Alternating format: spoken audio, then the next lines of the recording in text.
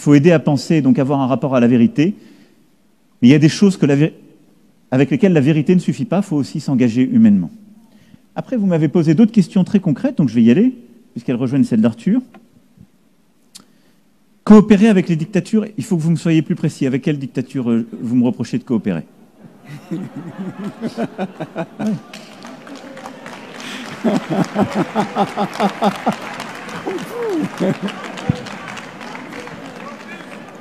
Sans filtre. Monsieur le Président, c'est vous le Président. Ah oui. Mais c'est vous qui coopérez. C'est nous qui subissons. Non, cher. On entend la salle. Moi, je vais vous dire. Oui. Il y a le Tchad à côté. Allez, allez, cher. On vous écoute. Aujourd'hui, on peut avoir une liste très longue. Mais je vais vous dire, nous... Oui, on va y arriver.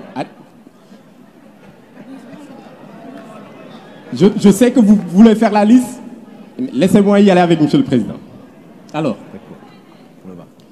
Monsieur le Président, chez nous, ce qu'on appelle dictature, c'est ces présidents-là qui, par souci et par velléité de durer au pouvoir et d'y rester éternellement, modifient des constitutions, organisent des élections, tripatouillent ces élections et se maintiennent au pouvoir. C'est ce qu'on appelle, nous, cette dictature de la démocratie. Et je pense que vous les connaissez aussi. Tu veux dire, Achille, peut-être Achille pourrait dire quelque chose sur ce sujet aussi. Je vais répondre, ne vous inquiétez pas. Attends. Mais peut-être vous pourriez... On va...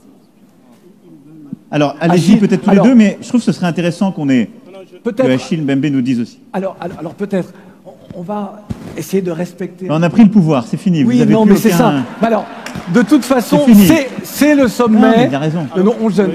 On va essayer de respecter l'ordre, puisque tout à l'heure, c'est Lovarinel qui doit s'exprimer et s'adresser au président de la République, mais Aliou juste après. Voilà. Vas-y. Alors, d'accord. Allez-y. Viens m'aider pour le micro. Parce que ça marche pas encore. C'est tombé. Non, président. Celui-là, il marche. Bon, celui du président marche toujours. Alors, bonjour à tous. Bonjour, monsieur le président. Je suis Aliou Ba, africain de la République de Guinée. Je vais profiter de l'occasion pour saluer tous les Africains, tous les Français et tous les Guinéens qui sont dans cette salle. Alors, pour aller dans le même sens que mon ami Cheikh, Monsieur le Président, je perçois ce sommet comme étant le sommet de la clarification sur certains sujets qui sont très sensibles et qui cristallisent l'attention de l'opinion publique africaine et française par endroits. Peut-être que nous n'avons pas la même perception de ce qu'on appelle régime démocratique, parce qu'il me semble qu'il suffit de s'adosser sur des lois et ce qui est légal pour considérer un régime démocratique, étant donné que nous sommes tous d'accord qu'il y a une prééminence de la légitimité sur la légalité pour que nos actions portent.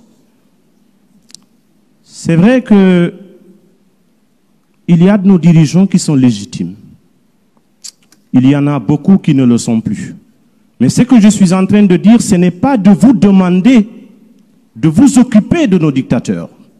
Nous le faisons et nous continuerons de le faire.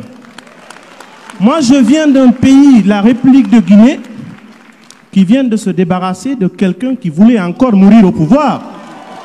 Et je fais partie de ces jeunes qui étaient en première ligne. Je suis fier d'avoir mené ce combat parce que ça ramène de l'espoir auprès de notre jeunesse. Ce que nous essayons de vous demander, Monsieur le Président, ce n'est pas de vous occuper de ces problèmes internes.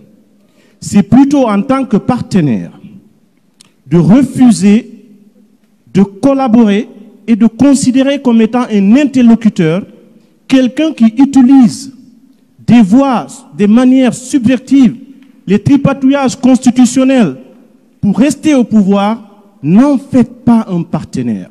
Parce que habituellement, ce qui arrive, Monsieur le Président, on utilise beaucoup de la subtilité politique dans le langage. Aussi longtemps qu'on va continuer de traiter cette question au cas par cas, comme on le dit en Afrique, selon la tête du client, on ne s'en sortira pas. Ne voyez pas le Tchad différemment que le Mali, que la Guinée, que la Côte d'Ivoire. Sur cette question-là, traitons-la de façon transversale. Autant vous vous êtes prononcé sur les questions de droits de l'homme, il y a des valeurs que nous avons en partage, les valeurs universelles. Le droit à l'alternance, c'est quelque chose qui représente ce qu'on appelle l'oxygène de la démocratie. Peut-être que ça ne se réduit pas à une histoire de nombre de mandats. Vous allez peut-être dire que nous sommes, bien entendu, disposés à pouvoir gérer nos lois, définir le nombre de mandats. Nous sommes d'accord de tout ça. Mais encore une fois, je le réitère, il n'y a pas d'amalgame dans notre démarche.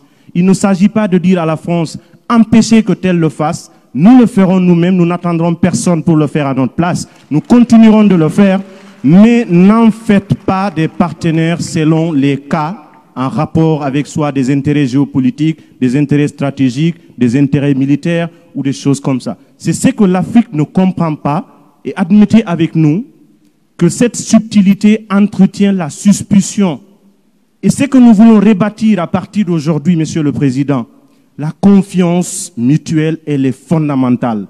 Mettons de côté tout ce qui peut entraîner le préjugé, la suspicion, les petits calculs. Certes, c'est politique, mais des questions de ce type, nous, Africains, nous voulons que vous vous positionnez comme étant un partenaire qui travaille, un partenaire des peuples africains, non pas un partenaire des syndicats de dirigeants africains. Voilà ce que nous avons voulu exprimer et je viens en appui avec ce que Cheikh va dire. Alors, Monsieur le Président, pour aller dans son sens, je vois très bien la question que vous allez essayer de nous demander. Comment on fait qu'on n'a pas de dirigeants? C'est pour ça que nous avons insisté sur le rôle de cette société civile. Dans les pays où vous allez sentir la jeunesse rejeter des tripatouillages de textes, dans des pays où vous allez sentir qu'on lutte contre la dictature, dans ces pays-là, il y a des partenaires. Ils ne sont pas forcément des partenaires officiels, mais il y a des partenaires. Parce que, comme l'a dit Aliou, je suis tout à fait d'accord avec lui, il ne s'agit pas de faire la lutte pour nous. Il ne s'agit pas, en punissant des dirigeants, de punir le peuple, mais il s'agit de trouver des alternatives. Et la société civile, ici représentée d'ailleurs, c'est votre esprit, c'est pour ça que vous nous avez convoqués. Il faut que cette société civile-là soit une alternative crédible quand on aura en face de nous des dirigeants. Il faut vous positionner clairement contre ceux qui tripatouillent des textes. Ça, la position claire de la France sur ce point serait quelque chose de positif pour l'avancée de la démocratie sur le continent. Je vous remercie.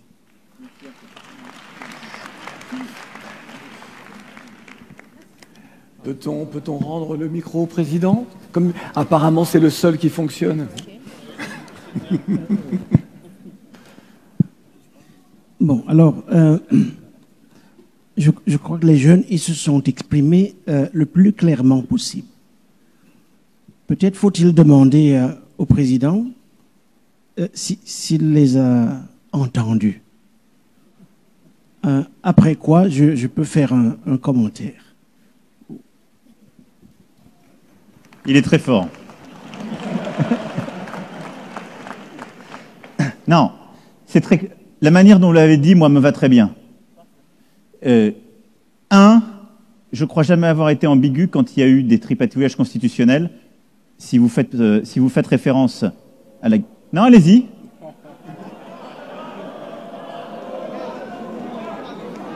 La Guinée, on peut y aller, alors on va le faire ensemble. Hein. Non, mais allez-y, alors, poursuivez. Y compris. La Guinée. Pardon, mais qu'est-ce qui s'est... Je vais parler de la... Donc, j'ai noté Tchad, Guinée, Côte d'Ivoire, Mali. On va y aller. Congo, d'accord. Oubliez dans ta liste. Alors. Mais, alors, tous les présidents dont vous parlez, pour reprendre ce qui a été dit, regardez l'agenda bilatéral de la France et je vous invite à regarder justement les projets d'investissement solidaire. Ce sont tous les pays où nous avons bougé des gouvernements aux ONG ou à la société civile de manière drastique. Après, il y a plusieurs pays qui ont eu des cas différents. Le troisième mandat dans votre pays, je l'ai condamné avant, au moment de l'élection, après. Je l'ai condamné publiquement dans toutes mes déclarations. Non mais alors après, qu'est-ce que je pouvais faire? Je ne vais pas faire d'intervention ou d'ingérence, vous l'avez très bien dit vous-même, et vraiment, moi j'ai rien à reprendre à ce que vous avez dit. Et on a ensuite beaucoup réduit la coopération de gouvernement à gouvernement pour la remettre vers des ONG, des associations et autres, ce qu'on a fait à chaque fois. Sur le coup d'État, comme vous avez pu le noter, on a soutenu la position de la CEDEAO et de la région. Deuxième cas, le cas du Tchad. Le Tchad, c'est une situation très différente. Le Tchad, on est dans une situation où un président se fait tuer et où la Constitution prévoit une transition. Le président de l'Assemblée nationale dit « cette transition se fait avec telle personne » et comment ça se passe? Là, la première chose qu'on fait, c'est comme ça que ça s'est fait, constitutionnellement. Et donc, la première chose, c'est que vous êtes dans un pays où il y a la guerre au nord et au sud, et qui est, comme beaucoup d'autres pays, perclus du risque terroriste. Ce que nous demande l'Union africaine à ce moment-là, c'est de rester et de protéger. Mais je l'ai dit très clairement, la France reste militairement parce que c'est une demande du Tchad. 2, il y a une situation de transition, et donc on appuie la transition qui est guidée par l'Union africaine, et j'ai même eu cette formule avec le président en exercice de l'UA, le président Tshisekedi, c'est une transition, pas une transmission. Et donc, on est là pour aider un processus politique qui est prévu par une constitution, qui a été adaptée par les parties prenantes et qui est sous supervision de l'Union africaine. Donc là-dessus, troisième point, vous me posez la question de la Côte d'Ivoire. La Côte d'Ivoire, il y a un président qui s'exprime, qui dit « je ne ferai pas de troisième mandat ». Je crois, moins de 10 minutes après, je m'exprime sur les réseaux pour dire « formidable, c'est historique ». Ce que fait Ado. Il se trouve que le candidat décède pendant la campagne. J'ai eu moi-même, comme vous le savez, puisque ça a été public, j'ai fait le maximum pour qu'un autre candidat intervienne. Je ne suis pas en charge du parti qui a proposé le candidat. Et donc, il a été dans une circonstance un peu exceptionnelle que vous avez vécue de plus près que moi, mais entre guillemets, et je ne peux pas lui reprocher d'avoir perdu celui qui était un ami et qui était son Premier ministre et qui avait vocation à être le candidat à l'élection, mais il l'a remplacé, c'est lui qui a été réélu. Et dans ce cas-là, il n'a pas pu tenir son engagement. Mais la France a été très claire dans la demande qu'il y avait de transition, de préparer une nouvelle génération et d'œuvrer à la réconciliation. Quand je vois ce qui a été fait ces derniers mois, c'est plutôt le chemin qui est suivi. Donc, j'appelle ça juste de la clarté et de l'honnêteté. Ces situations ne sont pas comparables, ce ne sont pas les mêmes. Sur le Mali, enfin. Au Mali, il y a un coup d'État militaire qui a été fait. Un coup d'État militaire, on le condamne à chaque fois par principe. Parce qu'il y avait un président qui était élu par le peuple. Là, formellement, c'est la distinction qui était très juste que vous avez faite entre la légalité et la légitimité. S'il avait eu toute la légitimité, le coup d'État n'aurait pas été soutenu par le peuple. En tout cas, il n'y a pas eu d'embrasement populaire contre. Et donc, nous avons condamné le coup d'État, mais on a accompagné la CEDEAO. Et donc, on a dit, ce qui nous est demandé, c'est un État souverain qui a demandé à la France, je n'étais pas président à l'époque, d'être présent pour lutter contre le terrorisme. Et donc, pour être très clair, je vais répondre du coup de manière incidente sur les bases. Jamais, en tant que président, je n'ai maintenu ou créé une base militaire qui ne soit pas à la demande d'un État souverain. Jamais. Et donc, je le dis aussi très clairement parce que c'est l'honneur de nos soldats dont je parle. Moi, vous savez, je vous regarde dans les yeux, on a un dialogue. Mais j'ai le même dialogue dans les yeux avec des mamans et des papas qui n'ont jamais saoulé le sol de vos pays et dont les enfants sont morts pour votre sécurité. Parce que c'est ça la réalité aussi. Et parce que, en 2013, quand le président Hollande décide de l'opération Serval puis Barkhane, quand moi je décide de maintenir l'opération Barkhane, parce que des dirigeants démocratiquement élus me le demandent, parce que tous les dirigeants de la région me le demandent, parce que la CEDEAO me le demande, c'est pour que ces États ne tombent pas à la main des djihadistes. Et je vous le dis de la même façon, et vous le savez, Adam, comme moi. Si l'armée française n'avait pas été là, ce ne serait pas un grand vent de liberté à Bamako.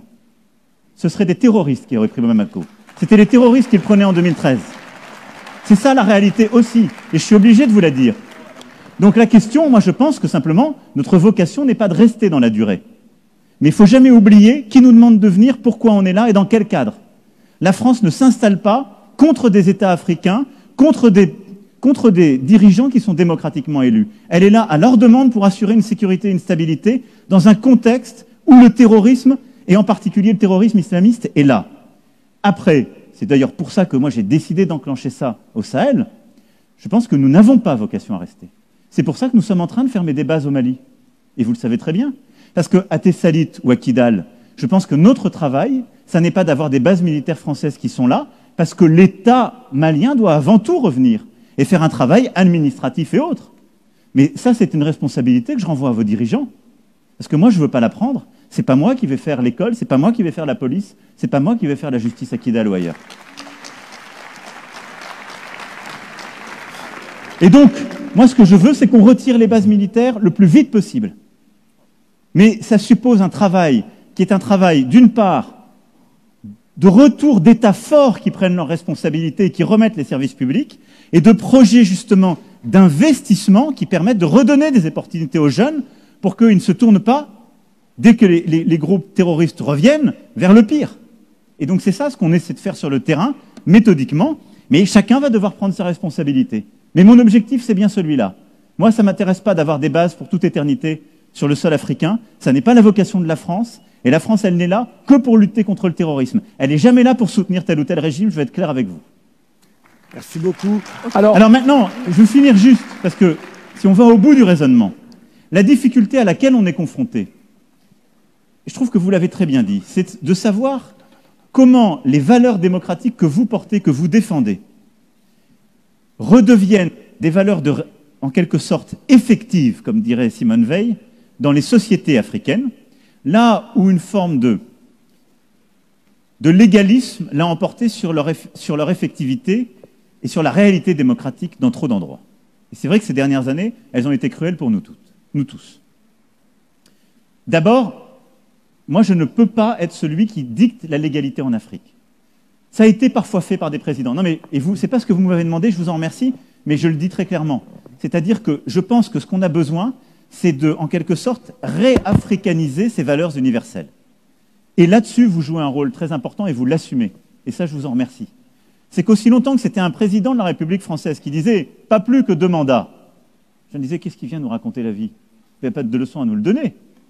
Quand ce sont des jeunes, ou moins jeunes, mais quand ce sont les sociétés civiles qui disent « nous, on ne veut pas plus de 2 mandats parce qu'on a besoin de l'alternance », ça a un autre sens. La question, c'est comment on vous aide à ce que ce soit effectif. Moi, je crois très profondément que là, on a besoin d'aider le continent africain à travers ses organisations régionales et l'Union africaine, et donc la CEDEAO comme ses homologues, et l'Union africaine, à défendre et à porter cela et à faire la pression des pairs pour faire céder, en quelque sorte, tous ceux qui ne respectent pas. Donc ça veut dire, 1, que toutes ces organisations bloquent au maximum les non-alternances, qu'elles soient beaucoup plus dures avec ceux qui ne respectent pas les choses, et qu'elles soient aussi exigeantes avec les transitions pour qu'ils respectent les délais qui sont donnés et l'alternance politique. Et donc quand il y a des transitions qui mettent tout le monde en prison pour pas qu'il y ait d'élections faites, là c'est aux organisations régionales de pousser et nous de les aider.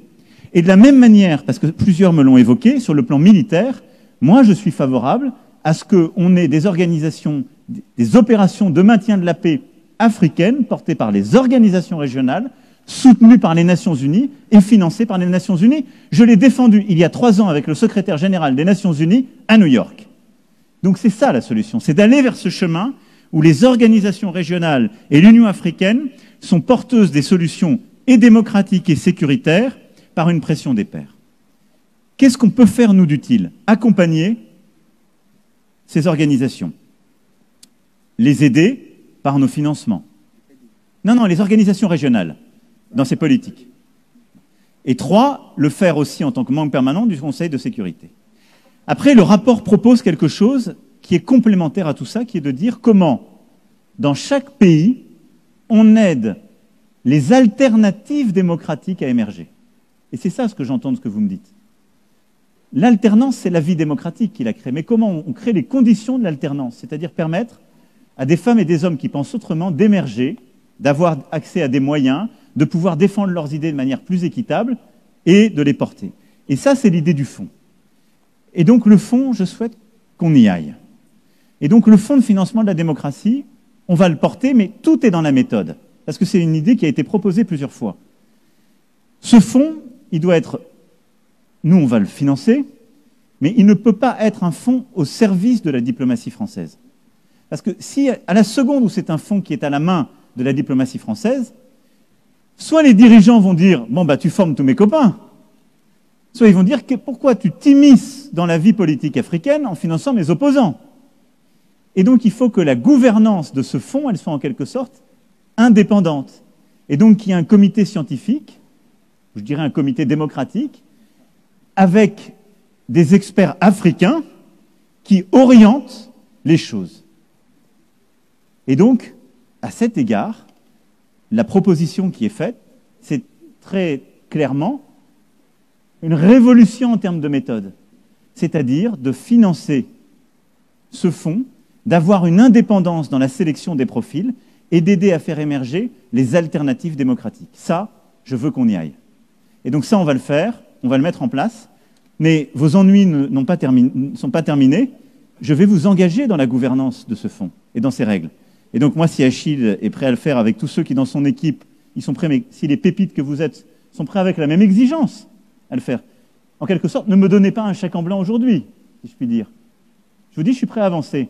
Mais soyez les garants du bon fonctionnement de ce fonds de financement, justement, de la démocratie, en regardant si les règles sont bien maintenues et comment on le fait sur le terrain. Mais allons-y. On va refermer ce chapitre. Alors,